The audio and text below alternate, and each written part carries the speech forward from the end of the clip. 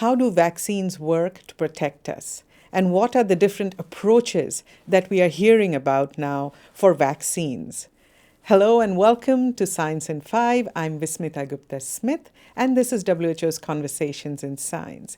Explaining this and more today is WHO's Dr. Catherine O'Brien. Welcome, Kate. Thank you so much. Kate, explain to me how vaccines work with our body to protect us. Vaccines, what they do is they are a part of the germ that our body can recognize and develop an immune response to, so that the next time that we see the real germ, there are already fighters in our body to protect us against the infection.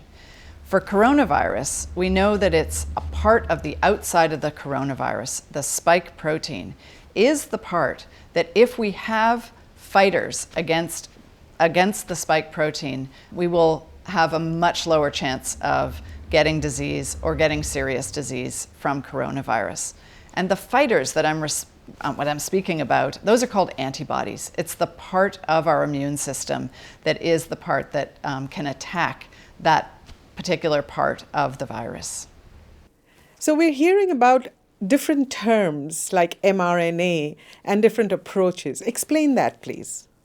So all of the vaccines are ultimately trying to do one thing. They're trying to get that part of the virus, the spike protein that I just spoke about, into the body so that our immune system can develop antibodies against the spike protein. And there are two big categories of approaches to do that. The first approach is just put in the vaccine part of the spike protein or the spike protein itself. And the second category is give the instructions for how to make the spike protein and let the body produce the spike protein.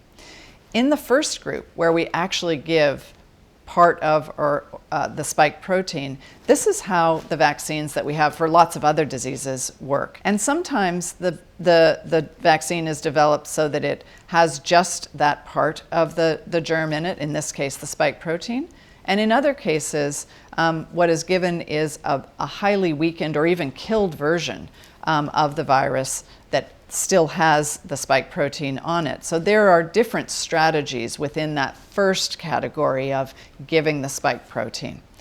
In all cases, it is so weakened, the particles that are given, that they don't cause disease in us. So you're not going to get disease from the vaccines that are given, even if it's a weakened part of the germ. This second category, where we're giving the instructions to the body on how to make the spike protein, this is a new strategy that's being used. And it's a really important new strategy because we can develop vaccines very quickly, a much more efficient way of developing vaccines and using the body's own ability to produce proteins is a really powerful tool. Kate, when we hear about vaccines developed from parts of viruses, people may have questions about safety. Speak to us about safety of these vaccines. Our immune systems are incredibly powerful. On a daily basis, a weekly basis, a monthly basis, our immune systems are seeing all kinds of viruses that come at us in our noses, in our mouths, in our intestinal tract, on our hands. And it's their job, it's the job of the immune system to be surveying what's out there and readying itself for when it's exposed to something that could be causing disease. What the vaccines do is they provide to the immune system a small part of a germ that we know can cause disease, and it's training the immune system so that it is completely ready when it actually sees that particular germ.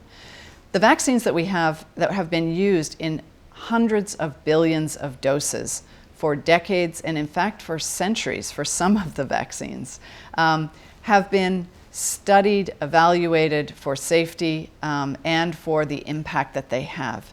And we have a safety system for all vaccines that is constantly looking at the information about the performance of the vaccines and picking up any issue around safety that might arise in the future. So I think we can be really well assured that we have a very strong system in place to both look at safety, assure safety before a vaccine is authorized for use, and will continue to monitor safety even after it is deployed for widespread use. There you have it, Dr. Catherine O'Brien explaining how vaccines protect us. Remember, there is a lot of misinformation about vaccines out there. So please share this information with your loved ones, with your friends and your networks, and be the source of scientific, evidence-based information. Until next time then, stay safe, stay healthy, and stick with science.